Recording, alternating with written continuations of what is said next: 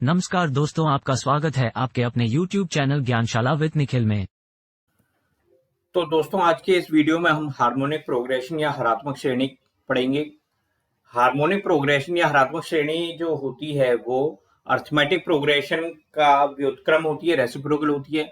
मतलब क्या होता है कि अगर हमें कोई भी अर्थमेटिक प्रोग्रेशन दे रखा हो, एक सीरीज दे रखी हो जो कि एक अर्थमेटिक प्रोग्रेशन हो, तो अगर हम उस सीरीज के नंबरों का रेसिप्रोकल कर लें तो जो सीरीज बनती है उसको ही हम हार्मोनिक प्रोग्रेशन या हरात्मक श्रेणी कहते हैं।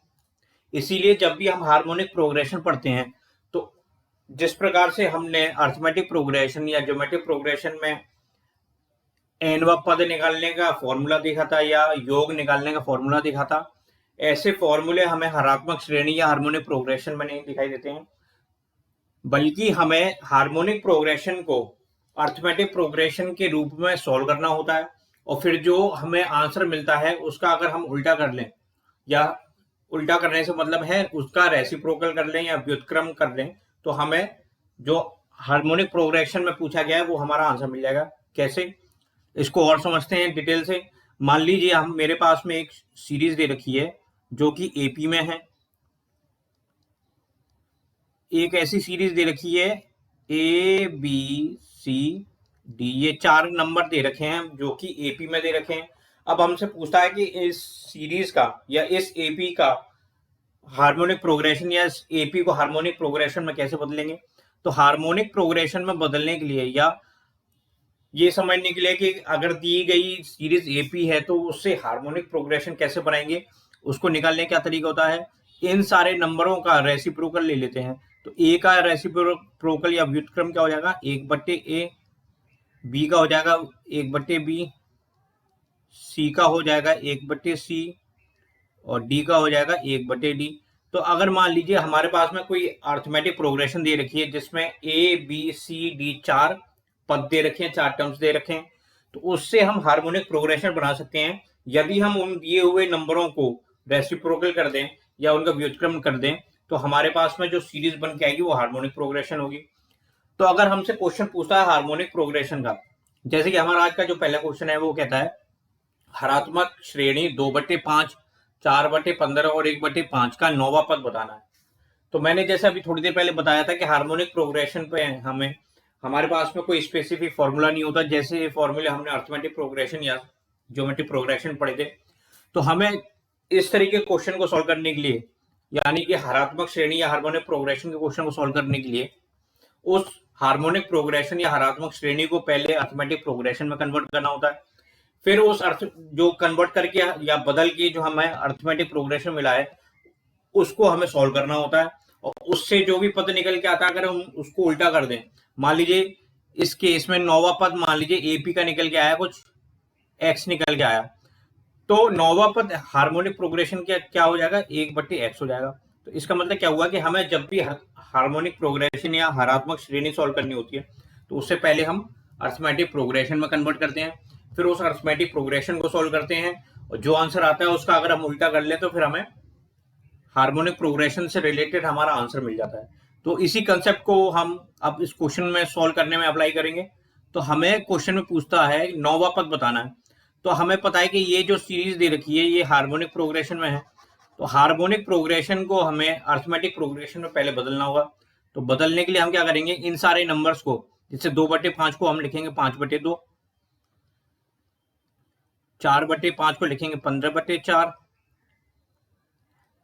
1/5 को लिखेंगे 5, और ये सीरीज आगे बढ़ती रहेगी। तो क्योंकि ये जो है ये एचपी में दे रखा है, तो ये जो सीरीज निकल के आएगी ये क्या निकल के आएगी, ये एपी में निकल के आएगी। अब हमें अर्थमेटिक प्रोग्रेशन या समांतर श्रेणी मिल गई, तो हम इस अर्थमेटिक प्रोग्रेशन या समांतर श्रेणी का एनवा पद निकालने के लिए अपना फॉर्मूला लगा सकते हैं। तो टी एन का फॉर्मूला जो मैंने बताया था वो क्या होता था, a plus n-1 multiply by d. इसमें ए क्या होता है, ए होता है दी गई अर्थमेटिक प्रोग्रेशन का पहला पद, एन बताता है हमें स्थान, और डी क्या होता है समान अंतर। तो अगर हमें ए पता करना हो तो ए की वैल्यू क्या लिख देंगे, हम ए की जगह लिख देंगे 5/2, और एन हमें दे रखा है 9, तो n-1 क्या हो जाएगा, 8 हो जाएगा। अब हमें चाहिए डी, तो डी निकालने के लिए हमें क्या करना होता है, डी निकालने के लिए डी निकालने के लिए हमें क्या करना होगा, किन्हीं भी दो नंबर को ले लें, चाहे 5 और 15/4 को ले लें, या 15/4 या और 5/2 को ले लें। तो इसका अगर हम अंतर निकालें तो वही हमारा डी बन जाता है। तो हम क्या करेंगे, 15/4 और 5/2 का अंतर निकाल के देखेंगे क्या आता है। तो हम क्या करेंगे, इसको सॉल्व करने के लिए इसको 15/4 लिख सकते हैं, और ये 5/2 जो है इसको मैं 10/4 भी ले सकता हूँ। 10/4 लिखे क्या फायदा होगा कि ये जो नीचे वैल्यू दे रखी डिनोमिनेटर में या हर में, ये समान हो जाएंगी। और जब भी डिनोमिनेटर या हर समान हो जाता है तो हमें जो भी ऑपरेशन करना होता है, जैसे ये माइनस है तो ये इन न्यूमरेटर में माइनस करेंगे, और अगर प्लस करना हो तो न्यूमरेटर प्लस कर देंगे। तो हमारा क्या आंसर निकल के आ जाएगा, इसमें ये निकल के आ जाएगा 5/4। तो इसका मतलब क्या होगा, डी हमारा 5/4 हो गया। अब डी 5/4 की वैल्यू हम यहाँ पर रख सकते हैं। अब ये जो इक्वेशन बन के आएगी वो क्या निकल के आएगी, 5/2 प्लस 40/4। ठीक है, अब इसको भी मैं लिख सकता हूँ 5/2 को अगर मैं फ्रैक्शन फॉर्म में लिखूं तो 10/4 कर सकता हूँ। 10/4 ये हो जाएगा, और ये 40/4 दे रखा है। तो अगर इसको और सॉल्व करें तो हमें क्या मिल जाएगा, 50/4, और 50/4 को सॉल्व किया तो हमें मिलेगा 25/2। अब ये जो 25/2 है ये एपी का 9वां पद है, अर्थमेटिक प्रोग्रेशन का 9वां पद है, और हमें चाहिए था हार्मोनिक प्रोग्रेशन या हरात्मक श्रेणी का 9वां पद। तो मैंने बताया था कि जब भी हमें हार्मोनिक प्रोग्रेशन का कोई भी पद निकालना होता है तो हम क्या करते हैं, पहले अर्थमेटिक प्रोग्रेशन का पद निकालते हैं, और फिर जो पद निकल के आया उसका अगर हम व्युत्क्रम या रेसिप्रोकल करते हैं तो हमें हार्मोनिक प्रोग्रेशन का वही वाला पद निकल के हमारे पास में आ जाएगा। तो हम क्या करेंगे, अगर एपी में दे रखा है 25/2 तो एचपी में क्या हो जाएगा, 2/25। एपी में निकल के आया 25/2 तो एचपी में क्या निकल के आएगा, 2/25।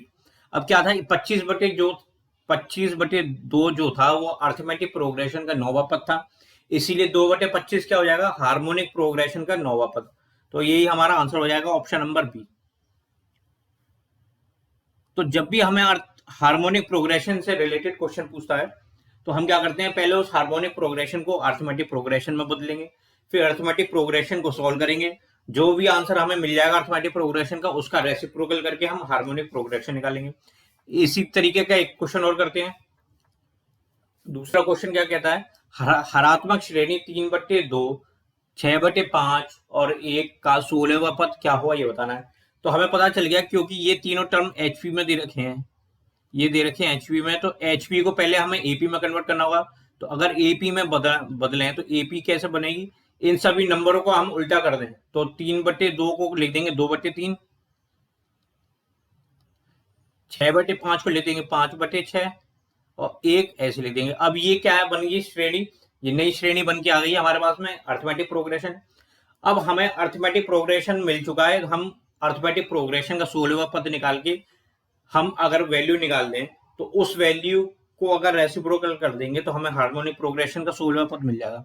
तो हम क्या करेंगे, हम अर्थमेटिक प्रोग्रेशन का 16वां पद निकालेंगे। तो T16 क्या होता है, a प्लस n-1d करेंगे तो a की वैल्यू क्या हो जाएगी, 2/3, प्लस करेंगे n-1, n की वैल्यू 16 रखेंगे तो 16 माइनस 1 हो जाएगा 15।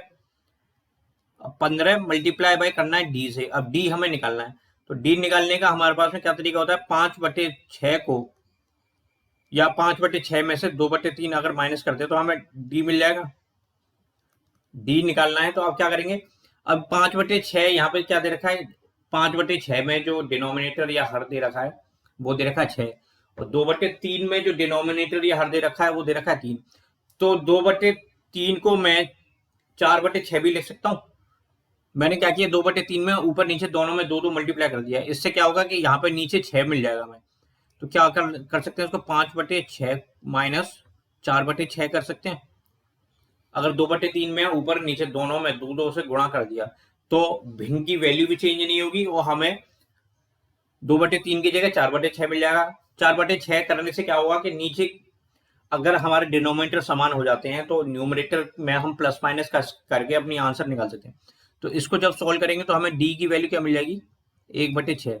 तो 1/6 डी की जगह रखेंगे, इसकी वैल्यू निकल के आएगी क्या, 2/3 प्लस 15/6।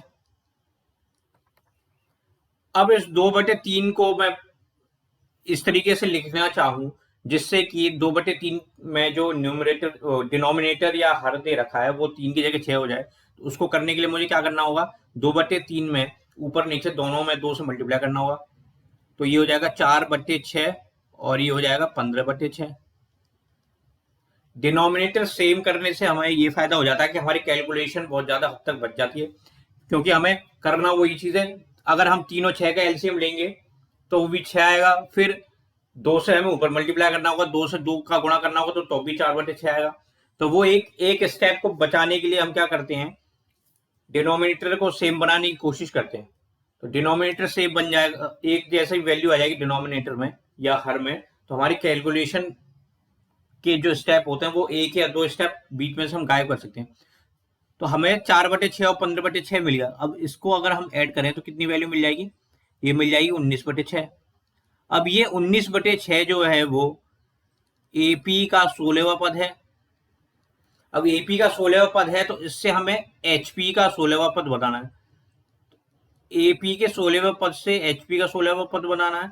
तो हमें क्या पता है कि जब भी हमें एपी का कोई भी पद निकल के अगर हमारे पास आ जाता है और हम उस पद को अगर उल्टा कर दें या व्युत्क्रम कर दें या रेसिप्रोकल कर दें तो हमें हार्मोनिक प्रोग्रेशन का वो वाला ही पद या 16वां पद मिल जाएगा।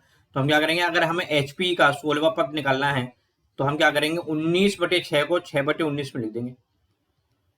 तो हमें क्या मिल गया, हार्मोनिक प्रोग्रेशन का 16वां पद मिल गया जो है 6/19। आंसर हमारा ऑप्शन नंबर ए हो जाएगा। तो हमें जब भी हरात्मक श्रेणी से संबंधित क्वेश्चन सॉल्व करने होंगे तो उसको सबसे पहले हम अर्थमेटिक प्रोग्रेशन में बदल सकते हैं। अर्थमेटिक प्रोग्रेशन में बदलने के बाद में फिर हम उस अर्थमेटिक प्रोग्रेशन को सॉल्व करेंगे। उसमें अगर एनवा पद पूछा है तो एनवा पद निकालेंगे, या फिर योग पूछा है तो योग निकाल लेंगे। फिर हमें अगर हार्मोनिक प्रोग्रेशन में वैल्यू सॉल्व करनी है, जैसे मान लो अर्थमेटिक प्रोग्रेशन का हमने एनवा पद निकाला, तो अगर उस एनवे पद को अगर हम व्युत्क्रम करके या रेसिप्रोकल करके लिख लें तो हमें हार्मोनिक प्रोग्रेशन का एनवा पद मिल जाएगा। ऐसे योग को अगर हम उल्टा कर दें तो अर्थमेटिक प्रोग्रेशन के योग जो होगा उसको व्युत्क्रम करके लिखें तो हमें हार्मोनिक प्रोग्रेशन का योग मिल जाएगा। तो ये आज हमने अर्थमेटिक प्रोग्रेशन, ज्योमेट्रिक प्रोग्रेशन और हरात्मक श्रेणी या हार्मोनिक प्रोग्रेशन संबंधित ये पूरा का पूरा चैप्टर आज कंप्लीट कर लिया है। कल हम एक नए टॉपिक से शुरुआत करेंगे। मैं आशा करता हूँ आपको ये अर्थमेटिक प्रोग्रेशन, ज्योमेट्रिक प्रोग्रेशन और हार्मोनिक प्रोग्रेशन से संबंधित जो कंसेप्ट मैंने समझाया, क्वेश्चन सॉल्व करें, वो आपको समझ में आए होंगे। तो प्लीज इस वीडियो को लाइक कीजिएगा, शेयर कीजिएगा। चैनल अगर अभी तक आपने सब्सक्राइब किया है तो प्लीज चैनल को सब्सक्राइब कीजिएगा। Thank you, have a nice day.